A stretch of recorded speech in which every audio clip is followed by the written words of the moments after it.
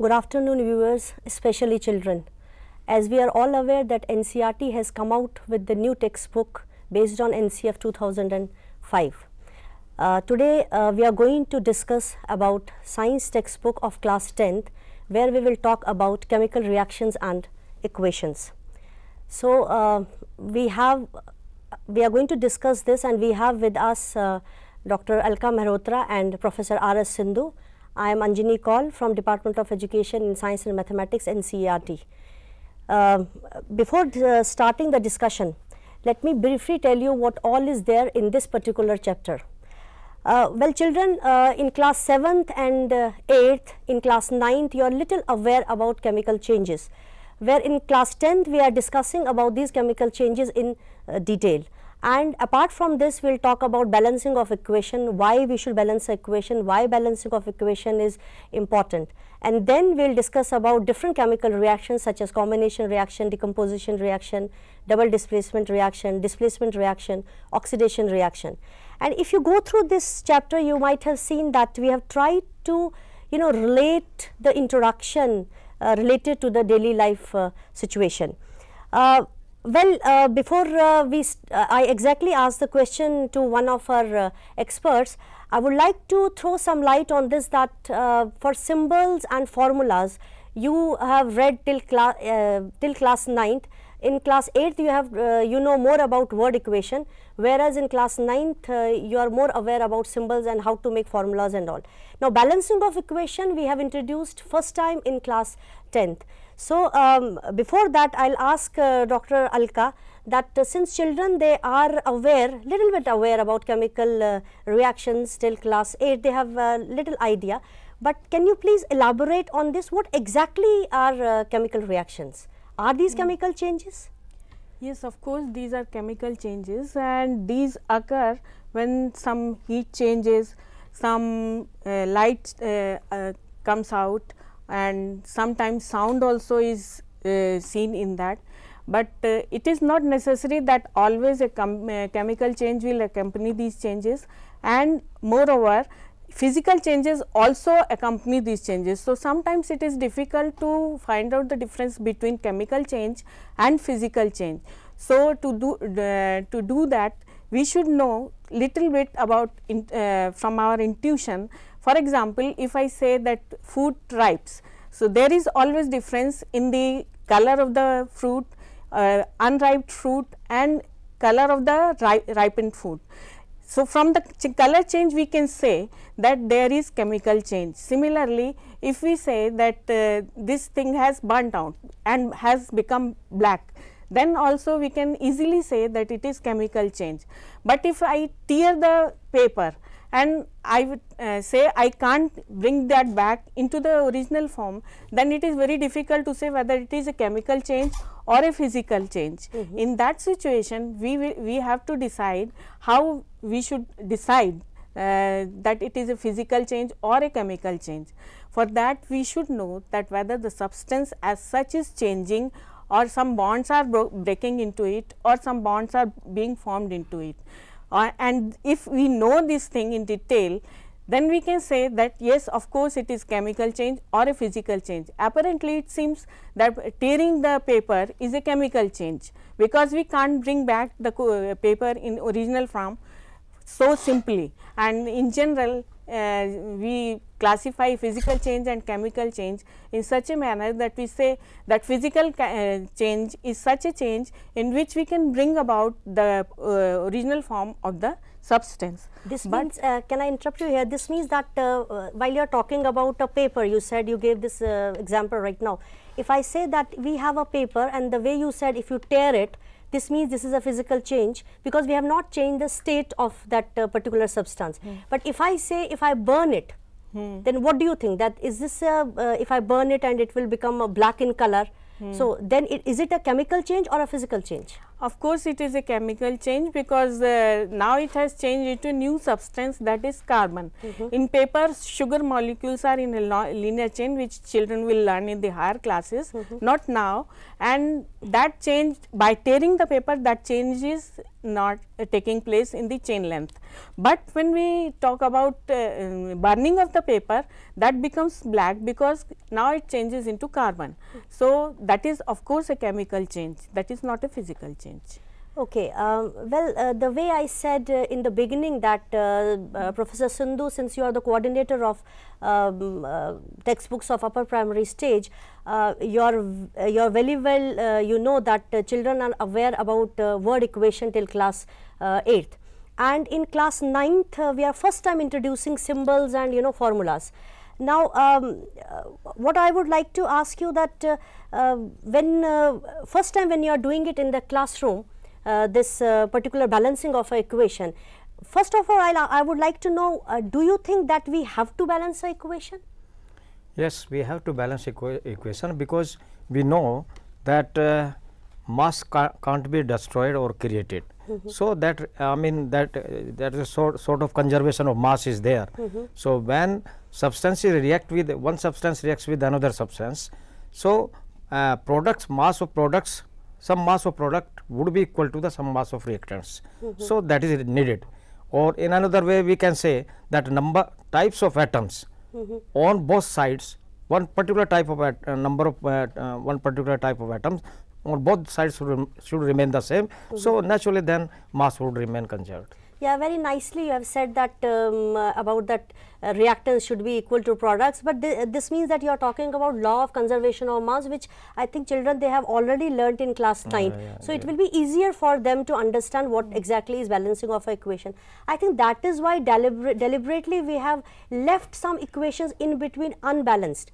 Why we have left these equations unbalanced? So that once a child will understand how to balance an equation, they can go back to those equations and then balance them. You know, usually children think that why we have left this equation as such, we have not balanced that, we get that kind of feedback sometimes, but we have raised that question that this equation is not balanced. This means that children should try to balance it since they have now learnt it.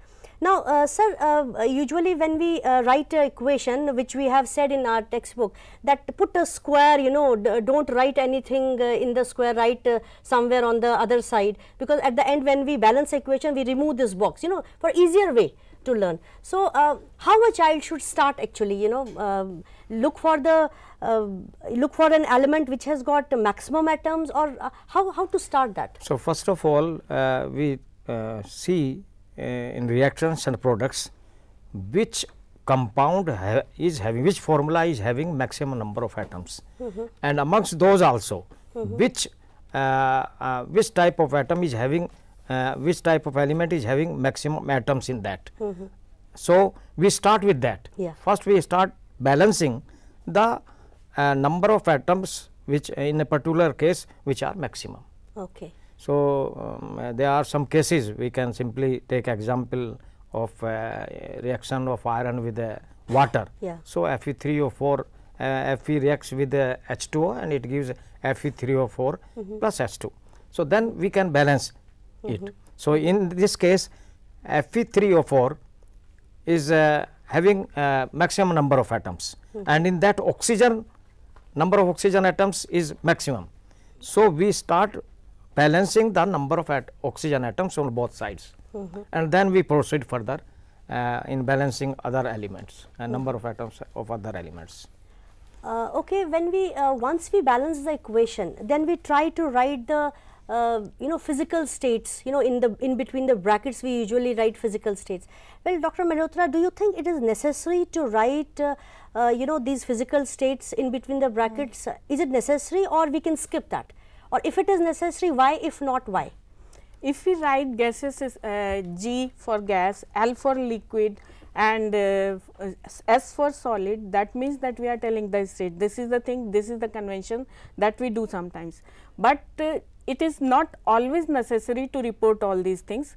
If we write, this is good, because then we are telling all these states, states of all the compounds, and in that situation we can get complete information about the substance. For example, if I am dissolving sodium sulphate in water, or I am reacting sodium sulphate with barium chloride solution, in that case I know that sodium sulphate, if I have taken in the solution form, we write aqueous for that, means it is in the solution form. But if I write Na2SO4 as such and do not write anything about solid or liquid or anything, that means I do not know whether I am dissolving the solid in the solution, or it is in the solution, or it is in the some other state. So, it is very important to write it, but even if we skip sometimes and we know that at normal conditions this substance remains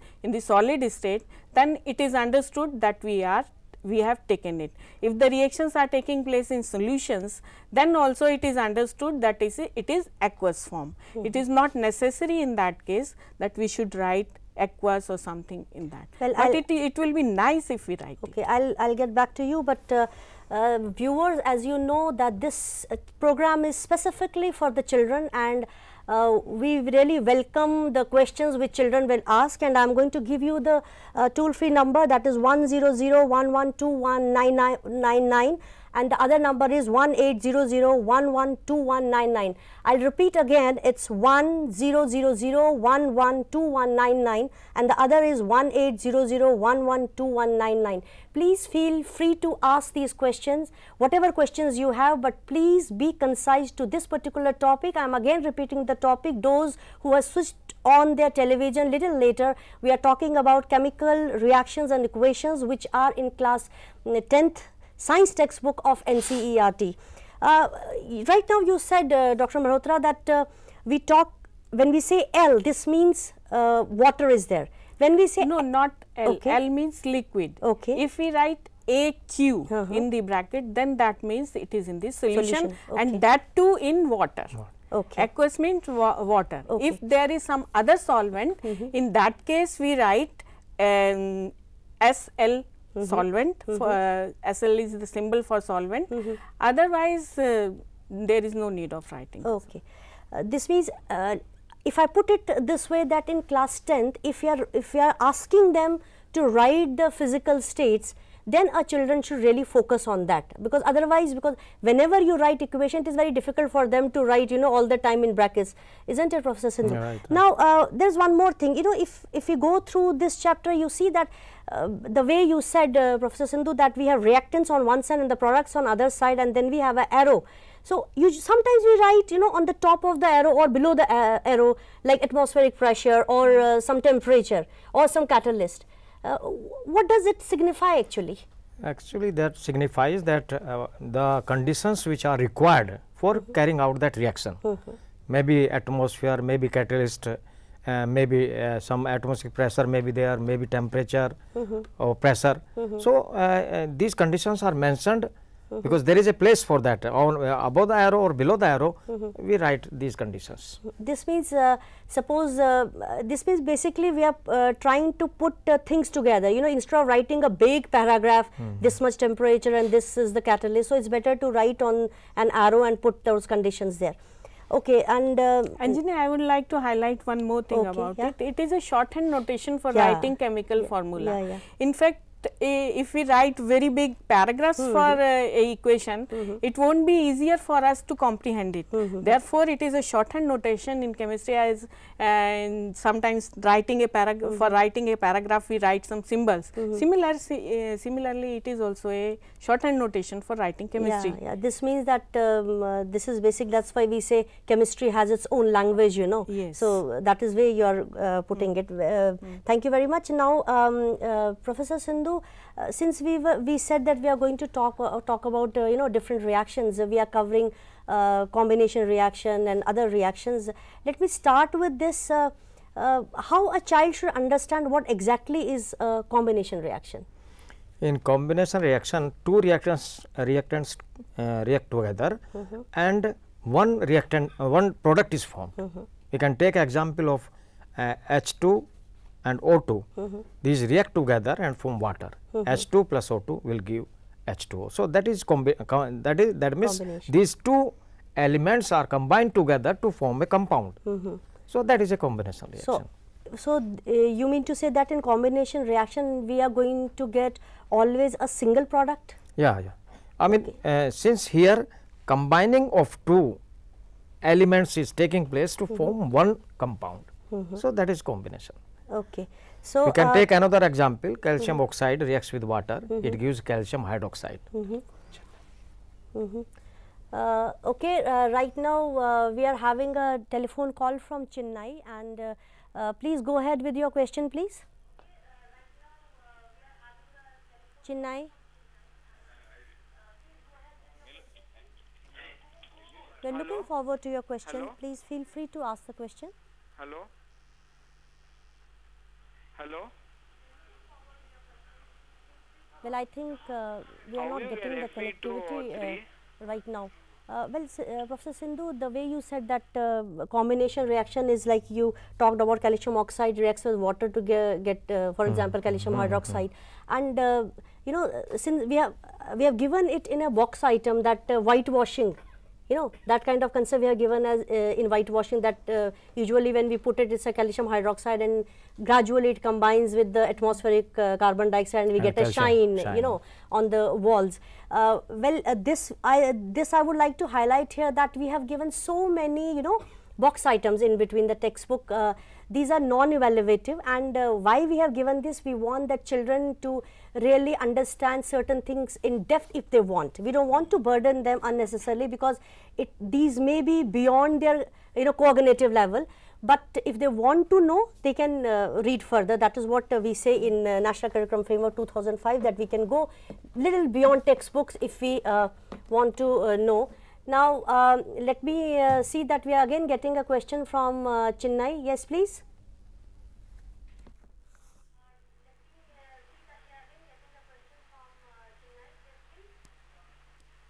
Hello? Hello? Hello? I think it is not getting connected. The moment we'll get connection to this, we'll definitely take your question and would like to answer. And well, we have tried to relate this chapter with daily life situation. Why do we focus all the time? Why do we say that we have to relate it to the daily life situation of a child? I mean, can you answer something? Why do you want exactly this? Anjali, actually chemistry is such a subject that in daily life we experience lot of experiments. Even in kitchen we find many things which are related to chemical changes, and this makes the subject very much interesting if we try to understand what is happening to the particular substance. For example, if we take lemon juice and put it in the copper vessel or in some other metallic vessel, what happens? It dissolves, acid dissolves that particular metal and substance may become harmful. For example, if I put lemon juice in copper vessel, it may become harmful for the person. So, if we understand these things, then it is very interesting for us, and it helps in our life also. Therefore, we should try to understand these things. I think that is why, you know, these kind of questions are usually asked by children, that why we should not put you know, curd in a copper vessel, or you know, things like that, or if we can put it, how long we can keep it there, you know, that is what you are trying to connect it. We have like Dr. Professor Sindhu said about combination reaction, we talk about decomposition reaction. What exactly is this, Dr. Alka? Actually, the particular substance completely decomposes. For example, if I heat sodium bicarbonate, it decomposes into carbon dioxide and sodium carbonate, and water vapors come out. So, there is complete decomposition of the particular substance. These are specific examples, the combination reactions, and this particular reaction which I am talking about, or displacement reaction which we will talk about next. But sometimes it so happens the combination of these reactions takes place. So, in this class we have taken only those examples which are particularly related to this particular thing. For example, combination reaction which Dr. Sindhu has told, is a particular example of that particular reaction in which only combination is taking place. This particular example is of decomposition only, nothing else is taking place in that. So, this way we can identify a particular type of compound in other reactions also. Simple example we can take ferrous sulfate. It decomposes to give Fe2O3, SO2 and SO3. So, that decomposes. So, how a child will come to know that this gas is SO2? Of course, there are tests for that from the smell, of course. Here from the smell at this we can. stage a child can smell, yes, only usually we say that you keep your test tube like this and don't bring it close to your nose, don't smell like this, you simply push the vapors towards your nose and smell it. I think that is the way one can. In case of sulfur dioxide smelling will do. But this is the kind of example which you give right now, I think is we talk about this is actually a thermal decomposition reaction. Isn't it? Now, one of the reactions we have given where we are passing, electrolysis of water we have talked about, and here we have shown that, we take two carbon rods and then we put, test tube filled with water and you invert it on that and then you get hydrogen and oxygen. And here in one of the sentences, which usually we get this question, in one of the sentences we have written that add few drops of acid. Why should we use few drops of acid, Dr. Alka? Actually, water is a covalent compound which children will learn in the next chapter, and this covalent compound does not give so many ions that electricity is conducted into that. Therefore, we add some sulfuric acid to it, so that conductivity increases and water electrolysis takes place. Otherwise, there will not be any good conduction of electricity and decomposition will not occur. Not visible, or rather, I should say. And one more activity we are talking about, silver chloride, where we are trying to say that keep silver chloride somewhere in sunlight and then you see what will happen to the silver chloride. That is also there where we are decompose in the presence of sunlight. It decomposes to give, if you take example of AgCl, it decomposes to give silver and chlorine, and AgBr that decomposes to give silver and bromine. And in fact, this phenomenon, this type of reaction is used in photography also. I think that is also we have mentioned somewhere in our textbook that this is actually useful for photography. Well, we are talking about reactions and we are talking about like we see sometimes, when we add, for example, if we put zinc in sulfuric acid and we see bubbles of hydrogen gas coming out and we can test the hydrogen gas. But sometimes when we touch the beaker or a conical flask, wherever in which container we are doing an activity, we find it a little warmth, little when you touch that you feel some heat is as if generated. What is that, Dr. Alka? Actually, not only heat, sometimes we feel that test tube has become cold also. So, this means that some exchange of energy is taking place during the reaction and it is either being absorbed or it is being released.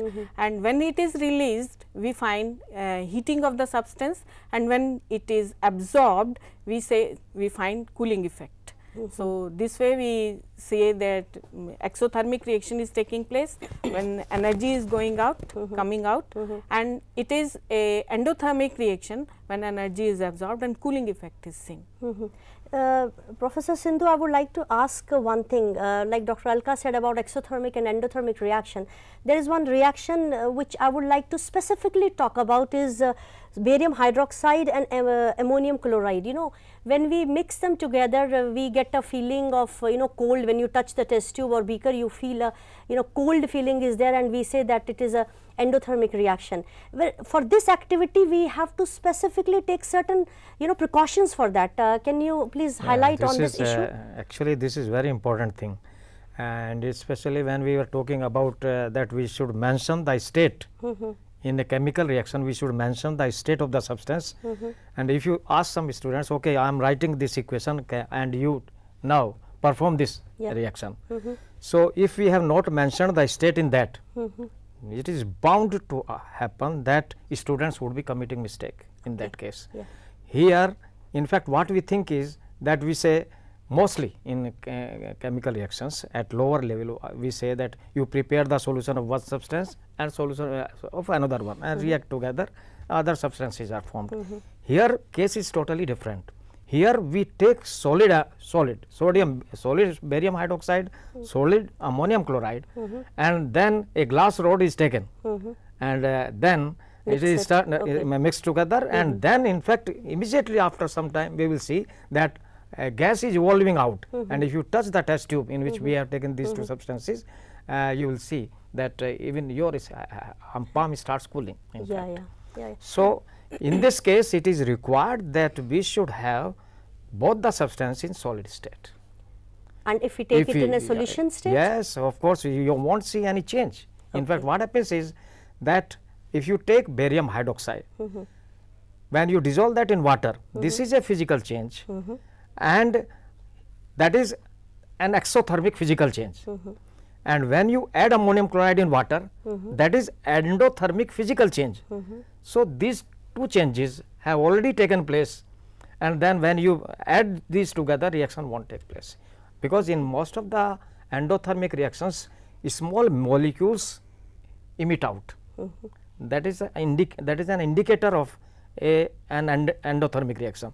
Either carbon dioxide may be there, ammonia may be there, glycine may be there. I mean, small molecules emerge out. That is the indicator of endothermic reaction. Here in this reaction, ammonia is evolved. So, yeah, it's a very good reasoning which he has given, because we have tried this reaction couple of times, and whenever you make solution it is not possible to get the results, and if you really take them in solid state and stir them, mix them together, stir them, and you will really feel a cold feeling, and your hand can feel that cold feeling is there. We have learnt about displacement reaction, Alka-ji, maybe in class 7th. Not to that depth, simply we say that this is some displacement is going on. Now, in class 10th we have introduced this displacement reaction. So, can you please highlight on this, what exactly you mean by displace? Are we displacing something from somewhere? Yes, yes, of course, there is one experiment in this book which we have given, that zinc rod is placed in copper sulphate solution, and what happens, copper sulphate loses its color, blue color is gone, and zinc replaces copper, means zinc has displaced copper, so, and it has come in place in the form of zinc sulphate. Copper has come out as metal. Earlier it was zinc which was in the metallic form, and copper sulphate was in the compound form. So, copper has been displaced by zinc, therefore it is a displacement reaction.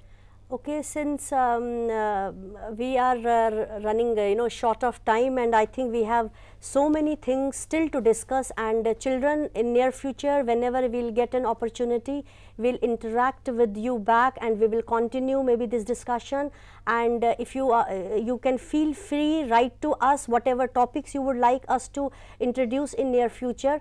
And in the next session at 3:30 we are going to have a discussion on biology textbook of class 11th, and till then goodbye, thank you, and all the best, students.